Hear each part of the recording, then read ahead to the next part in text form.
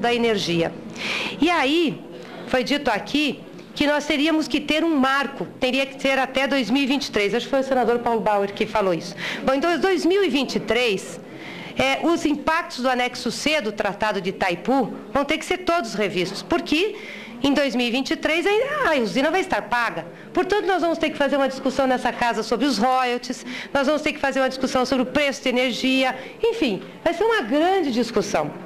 Agora, o meu medo, senador Paulo Bauer, é que em 2023 nós tenhamos que estar implorando ao Paraguai para nos vender a energia e pagando por ela um preço muito maior.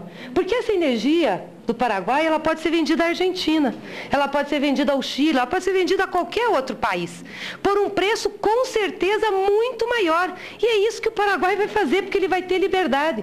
Ao invés de nós pagarmos $3 na seção a mais do megawatt-hora, nós podemos pagar 20, 30, 40, dependendo dos preços praticados no mercado internacional. Então, isso é importante esclarecer, porque nós não estamos fazendo nenhum benefício aqui.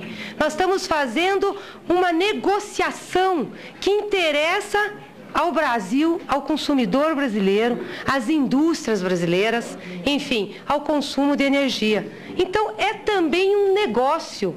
Nós estamos mediando um negócio. Isso eu queria deixar muito claro, porque senão nós temos a visão de que nós estamos fazendo uma mera ajuda ao Paraguai, apenas por corrigir. E quero lembrar que o tratado é de 1973.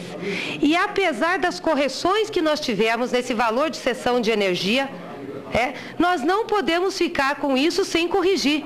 Por quê? A energia por megawatt-hora compromissada, esses 45, sofre correções quase todos os anos. Pode ficar estacionada ou não, mas ela tem, pela ANEEL, a possibilidade de ser corrigida. Já a cessão de energia, não. Ela não tem, em nenhuma outra instância, a possibilidade de ser corrigida, a não ser por um acordo bilateral. Então, não é justo impor ao Paraguai, que é obrigado a vender para nós, até 2023, essa energia, nenhum momento de negociação para que essa energia seja corrigida. E nós temos interesse de comprá-la. E nós temos que lembrar que teremos que criar as condições para que depois de 2023 nós possamos ter do Paraguai condições de fazer uma boa negociação, colocando na mesa as negociações que estamos fazendo até aqui. Bom, a questão do consumidor ou do Tesouro pagar.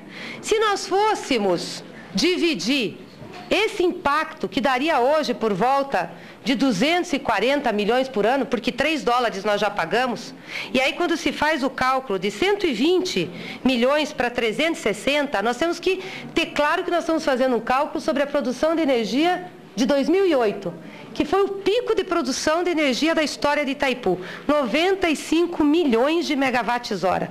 Portanto, era muita energia. Então, nós tínhamos 120 milhões, se multiplicássemos por 3, 360. Ano de 2010, eu acho que nós tivemos 110 ou 105 milhões, eu não tenho os dados aqui. Mas o fato é o seguinte, que essa diferença dos 200 e poucos milhões, é uma diferença que, se nós fôssemos dividir pelos consumidores da energia de Itaipu, daria 0,0000% de impacto na conta dessa energia. É muito residual. E mesmo no Tesouro, senador Cristóvão, nós temos um orçamento de quase 2 trilhões de reais para 2011. Portanto, 200 e poucos milhões é muito residual. É muito pequeno. E nós não podemos esquecer que o financeiro de Itaipu representa quase 20% das receitas fiscais do Paraguai. É um país de 6 milhões de habitantes. Tem menos do que o meu estado, o estado do Paraná. É um país pequenininho. Quer dizer, esse tipo de discussão que nós estamos fazendo, e eu estou aqui relevando que nós estamos envolvidos numa discussão que interessa ao Brasil, comercial. Esse tipo de discussão de que nós estamos fazendo um benefício ao Paraguai, se fosse só por isso, já justificava, pelo tamanho de países, de economia e de pessoas que nós temos. Quem se quer líder de um processo de desenvolvimento regional, quem se quer líder tem que lutar para acabar com as assimetrias, porque liderança também significa correção de desequilíbrio, fomento, busca pelo desenvolvimento. Isso é importante a gente ter claro. E foi assim, e é assim que eu vejo países líderes do mundo, como os Estados Unidos, como outros países, exercerem também sua liderança. Então, isso é importante dizer. Nós temos hoje no Orçamento Geral da União subvenção por remuneração de cessão de energia de Itaipu. A outra coisa que é importante esclarecer a esse plenário é que essa negociação de correção da cessão de energia do tratado, ela se deu num clima muito hostil. Iniciou com um clima muito hostil por parte do governo paraguaio ao Brasil, com a ascensão do presidente Lugo à presidência. Eu acho que todos os senhores senadores se lembram aqui, quando o presidente Lugo assumiu a presidência do Paraguai, ele fez um discurso anti-Brasil, dizendo que nós éramos imperialistas, que Itaipu era de interesse só do Brasil, que o Paraguai se sentia esmagado por Itaipu, e começou a fomentar um sentimento no Paraguai de muita contrariedade ao Brasil. E por que eu lembro isso? Porque o Paraguai é o segundo país que abriga o maior número de brasileiros. São 300 mil brasileiros, conhecidos como os brasiguaios, que residem naquele país. E nós começamos a ter problemas graves. São os nossos produtores agrícolas que foram para lá em busca de oportunidade, de terras, e que hoje são responsáveis por grande produção de grãos do Paraguai. O Paraguai está crescendo a 15% ao ano. E é uma terra de muitas oportunidades, inclusive para investimentos brasileiros. Bom, o que nós começamos a ter com os brasileiros que lá residem? Problemas de insegurança jurídica em relação à propriedade. Começaram a aparecer no judiciário paraguaio títulos paralelos de terra aos títulos dos nossos brasileiros. E os nossos brasileiros começaram a ser desapropriados pela justiça paraguaia. Nós não conseguíamos fazer mais a regularização de imigração. Portanto, muitos brasileiros estavam irregulares e estavam sendo perseguidos pela polícia paraguaia. Tal era o clima de hostilidade quando o presidente Lugo assumiu. Portanto, não tem, senador Aloysio, nenhuma relação ideológica aqui, porque o governo brasileiro não fez campanha para o presidente Lugo. Aliás, enfrentou a oposição do presidente Lugo, que nós tivemos que fazer uma negociação diplomática. E é aí que eu quero chegar. Senadora, essa cantilena de que o Brasil é contra o Paraguai é o mantra de todos os candidatos à presidência da República do Paraguai. Não é nenhuma novidade isso. E o acordo... Esse acordo que nós estamos aprovando não faz a menor referência a essas questões relevantes que Vossa Excelência alude. A questão dos brasileiros que lá residem, o problema das terras, o problema do contrabando de armas, de contrabando de droga,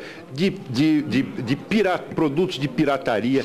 O acordo só trata exclusivamente, isso que nós estamos aprovando, da revalorização daquilo que nós pagamos ao Paraguai por uma usina com a qual o Paraguai só contribuiu com a água. O resto tudo foi ao Brasil. Então é sim, presente de pai para filho, com base no companheirismo político do presidente Lula com o presidente Lugo. E o contribuinte brasileiro é quem vai pagar essa conta. Desculpa, senador Aloysio, mas o senhor não deixou eu terminar de fazer a minha exposição, até para lhe dar as informações do que ocorreu depois dessas negociações. E acho que não tem aqui nenhuma ação política de companheirismo. Enfrentamos um problema e com o presidente Lugo foi uma das maiores ofensivas políticas que nós tivemos em relação ao Brasil. Então, voltando ao que eu estava explanando, fez parte dessa negociação para alteração pelas notas reversais da cessão do valor de energia, uma negociação de estabilidade com os brasileiros no Paraguai. Nós conseguimos, através do governo paraguaio, com a justiça paraguaia, cessar as ações que estavam acontecendo, trazendo novamente uma segurança jurídica, e nossa embaixada já está discutindo um acordo formal nesse sentido, que deve ser, assim que for aprovadas as notas reversais, colocadas também na sua formalidade. Conseguimos já, a partir do final do ano, retomar, através de um projeto piloto, principalmente em Santa Rita, onde nós temos o maior número de brasileiros residentes, a regularização da situação migratória de milhares de brasileiros. E estamos com vários mutirões marcados, juntamente com o governo paraguaio, para fazer isso. Então, para chegarmos aqui, nós fizemos, sim, negociações com o governo paraguaio, para dar estabilidade aos brasileiros que lá estavam. Fizemos sim. Agora, não cabe colocar num projeto que aprova notas reversais, porque a matéria é estranha ao que nós estamos falando, estas questões. E eu quero lembrar, senadora Aloísio, que nós tentamos na Câmara dos Deputados colocar no parecer e até fazer uma emenda cobrando do Paraguai as contrapartidas que aqui eu estou falando. E o vosso partido, PSDB, junto com os democratas, não concordaram com a emenda. Então, infelizmente, agora nós não vamos colocar nenhuma emenda aqui, porque teria que votar. Mas eu queria deixar isso registrado, porque nós tínhamos a oportunidade de ter colocado na Câmara dos Deputados. Então, indo aqui para a finalização, quero dizer que isso é muito importante, porque isso dá ao Brasil condições de fazer negociações com o Paraguai num outro patamar. Aliás, já arrefeceram os ataques paraguaios, a posição do governo paraguaio em relação ao Brasil, desde que se começou as negociações e a discussão sobre a cessão de energia. E é verdade que o Paraguai tinha inúmeras outras reivindicações da alteração do tratado. E nós conseguimos, através da boa diplomacia brasileira, através do empenho do presidente Lula, reduzir essas negociações a fazer uma alteração a um ponto muito pequeno, que é a cessão de energia, que aqui eu expus sobre os valores que são comprometidos. Ademais, nós não podemos esquecer que o Paraguai é estratégico para nós na geopolítica. E tem muitos países, senadora Aloísio, muitos países querendo ajudar o Paraguai, de forma gratuita. Por quais interesses, senadora Aloísio? É o que nós estamos fazendo. Por quais interesses? Só gratuita dos não, a Estados custa do Unidos? contribuinte brasileiro. Gratuita não. E sim, e daí os Estados Unidos, por exemplo, têm maior vontade de ajudar o Paraguai para instalar lá uma base militar. A China já está entrando. Nós estamos num processo grande de negociação para barrar a entrada da China, inclusive colocando dinheiro, fazendo doações. Se nós vamos querer ter a China tomando conta do Paraguai na nossa porta, uma base militar americana na nossa porta... A China está tomando conta do Brasil, senadora. Não está tomando conta do Brasil, porque nós temos... É verdade, senadora Luiz. A China está invadindo o Brasil. Senadora Luiz, a palavra está garantida à senadora Gleice. Depois Vossa Excelência terá a oportunidade de falar. Senadora Luiz está inconformado. Senadora Luiz não está se aguentando. Tem a palavra Vossa Excelência, senadora Gleice. Eu acho que se nós queremos realmente consolidar uma liderança regional, se nós queremos reforçar essa relação bilateral e reforçar o Mercosul, pelo nosso tamanho, pelo nosso compromisso, pela nossa responsabilidade, pelo que isso significa, seja para os contribuintes ou consumidores brasileiros, seja para o nosso orçamento, isso vai refletir nas nossas boas relações e, sobretudo, vai ajudar milhares de brasileiros que estão também sobre a nossa responsabilidade e que vivem naquele país. Por isso eu faço um apelo a essa comissão que possa votar essa matéria.